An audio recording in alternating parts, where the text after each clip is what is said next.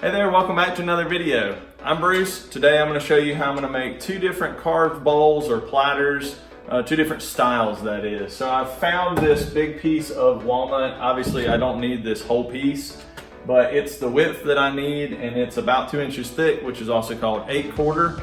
So I'm going to cut a piece off of this and that's going to be what we use for one oven. This video is sponsored by Arbor Tech. I use some of their tools in this video and pretty regularly, and I'm going to be doing some carving later on in the video. Big thanks to them for sponsoring, and I'll tell you a little bit more about them later on. So I'm going to run it through the planer just a couple passes because I do want the bottom to be a flat bottom.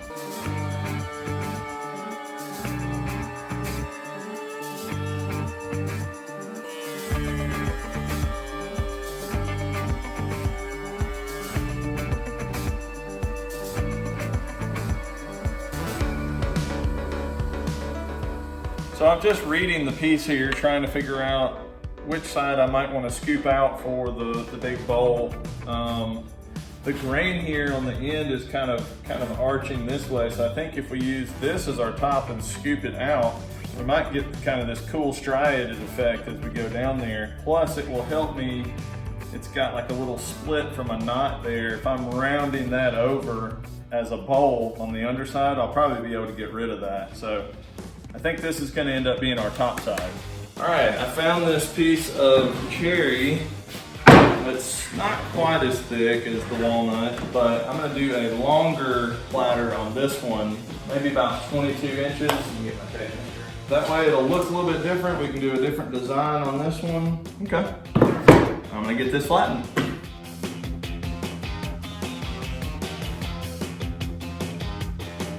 And come up with some kind of radius that looks good.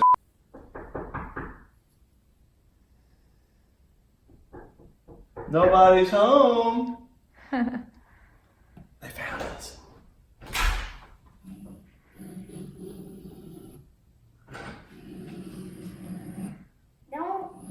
Don't take a picture of me.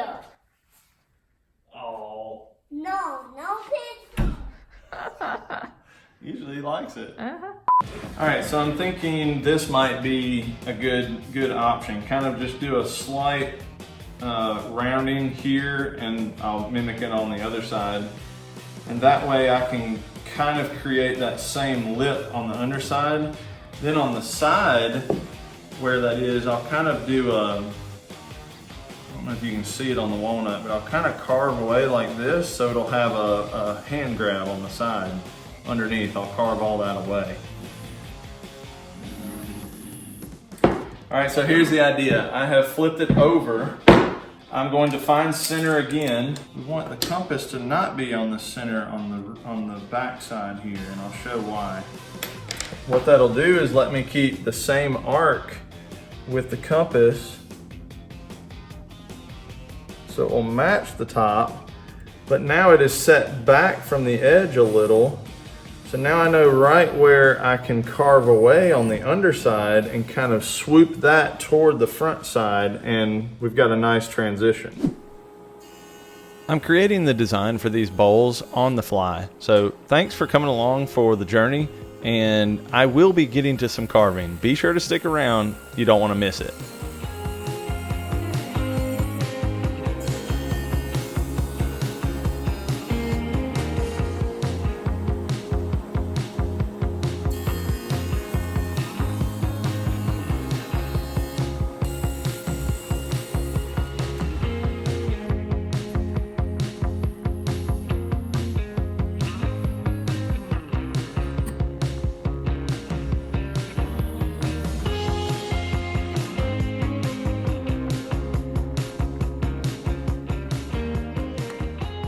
Transferring that to this side.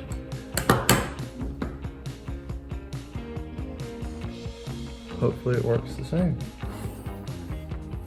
You never know. Close enough. Off camera, I figured out I did not want to keep the same radius because that doesn't make it work right. So what I did was stayed in the same pivot point and just moved my compass back to whatever thickness I wanted my ultimate bowl wall to be. and made that mark. So I'm gonna do the same on this side now, leave it in the same pivot point and make that mark, and it should be quite consistent all the way around. It may not be perfect, but we're still just kind of sketching.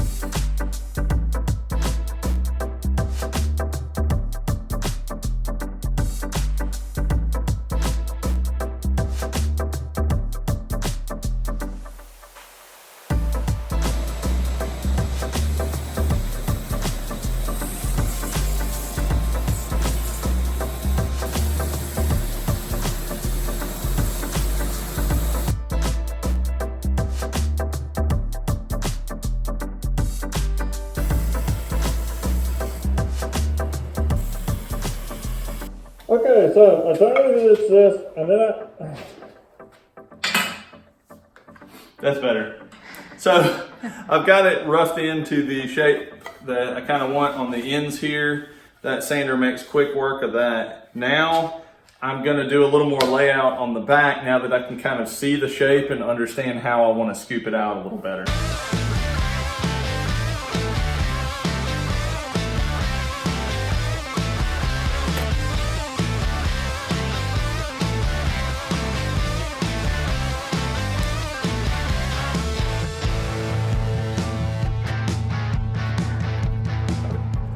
Well, I want to mark on the side, on the edge now that we have it carved, how deep we want that little handle to be so that we don't go past it. So I'm just kind of marking what I think looks good. It's about 1/2 inch, maybe a little bit more.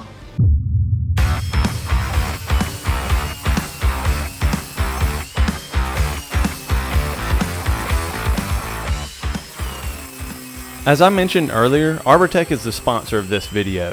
They make really well engineered carving tools such as the turbo plane, the one used on this project, and the ball gouge, which I've used in previous projects. If you want to try out these tools that attach to any angle grinder, I'll have links below to both of them. And you can save 20% through the end of August if you use the code BRUCE20. Thanks, ArborTech. I've got the front side of it pretty well dished out. I measured, and it is about as thick through here as the walls are thick. So it's time to turn it over, do some shaping on this underside, and might have to flip it back and do a little more refining before we sand it, but I think it's coming along pretty nicely.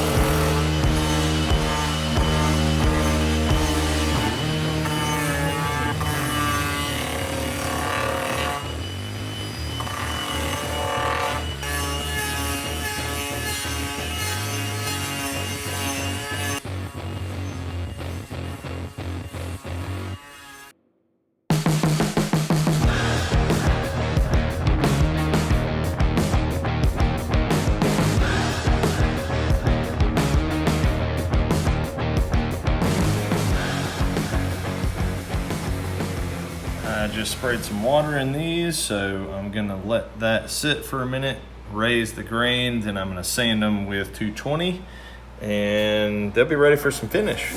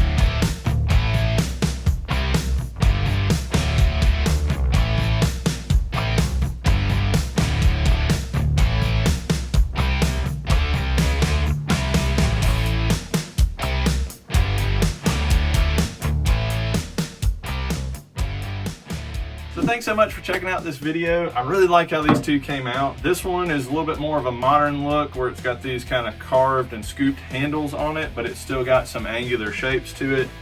Then this cherry one ended up just being an experiment in seeing pretty much how thin and sleek I could get it.